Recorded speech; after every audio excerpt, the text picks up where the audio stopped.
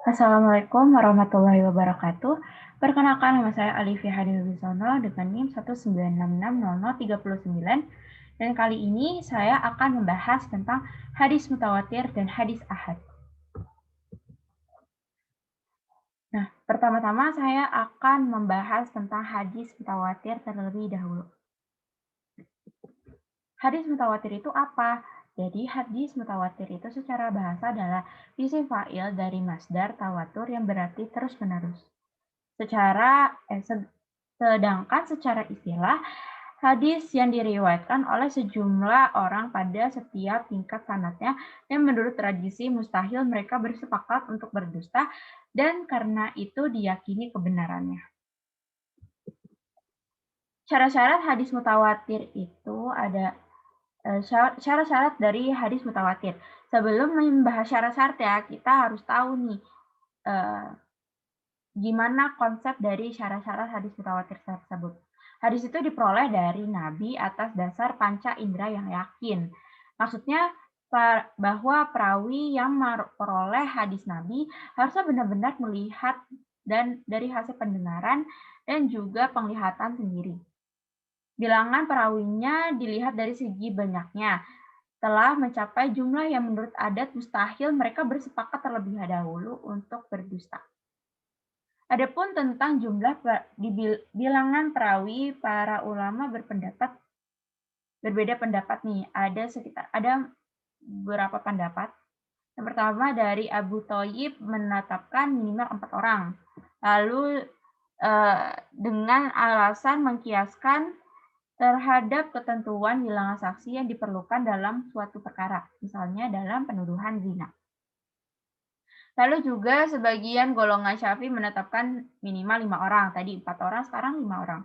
Dengan alasan mengkiaskan pada jumlah 5 nabi yang bergelar ulul azmi.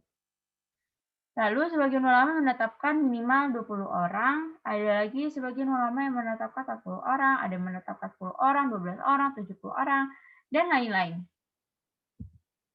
Intinya jumlah yang mustahil nih mereka untuk bersepakat terlebih dahulu untuk berdusta sebelum menetapkan hadis tersebut adalah hadis mutawatir.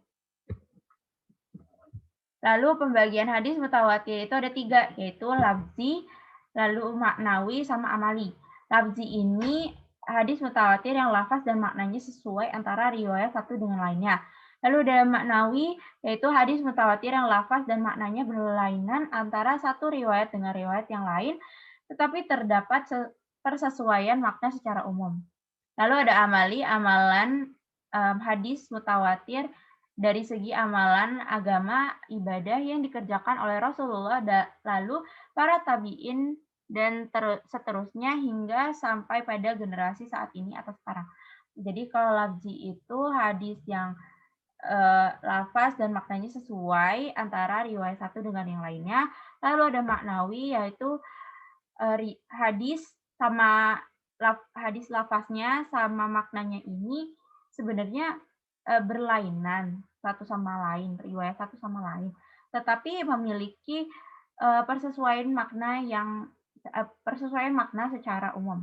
Lalu ada hadis mutawatir yang berdasarkan amalan agama atau ibadah yang dikerjakan.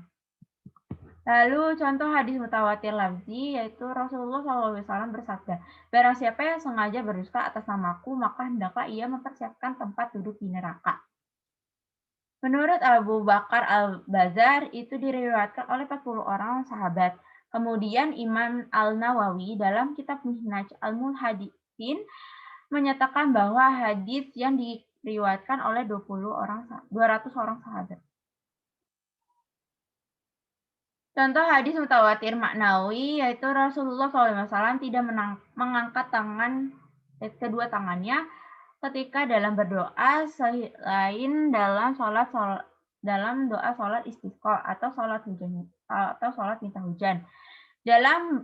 Dan beliau mengangkat tangannya sehingga tampak putih kedua ketiak.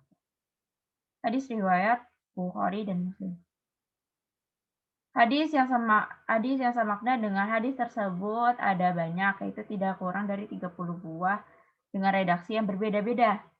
Dalam penelitian Al-Suyuti terdapat 100 periwayatan dan menjelaskan bahwa Nabi SAW mengangkat tangannya ketika berdoa dalam berbagai kesempatan yang berbeda-beda, seperti dalam sholat istisqa, pada saat hujan dan angin ribut, dan waktu pertempuran, dan sebagainya.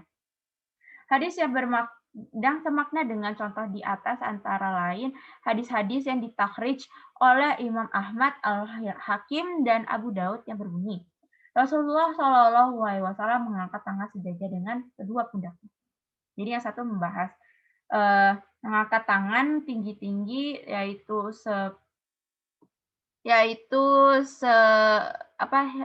hingga terlihat putih ketiaknya dalam doa sholat istisqa atau sholat untuk meminta hujan, dan satunya mengangkat tangan ketika berdoa sejajar dengan kedua pundaknya itu dalam berbagai kesempatan.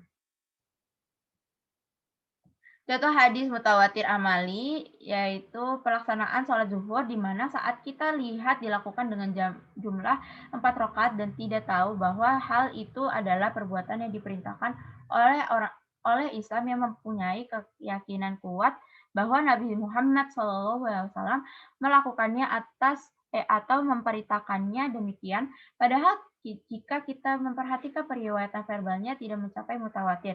Tetapi hadis itu telah diamalkan secara mutawatir.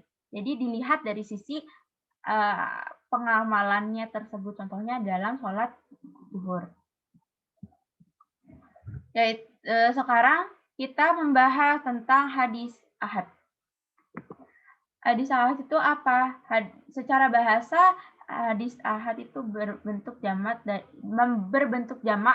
dari ahad berarti satu. Lalu secara istilah, hadis yang para rawinya tidak sampai pada jumlah rawi hadis mutawatir, tidak memenuhi syarat-syarat mutawatir, dan tidak pula mencapai derajat mutawatir. Pembagian hadis mutawatir itu ada 3, masyhur, aziz, dan gharib. Hadis yang masyhur ini hadis yang diriwayatkan dengan 3 jalur perawi atau lebih namun belum sampai pada tingkat mutawatir. Lalu ada hadis aziz, hadis yang diriwayatkan oleh 2 jalur rawi, dan gharib, hadis ahad. Gharib adalah hadis yang diriwayatkan hanya lewat satu jalur rawi. Ini dia contoh hadis dari hadis ahad masyhur.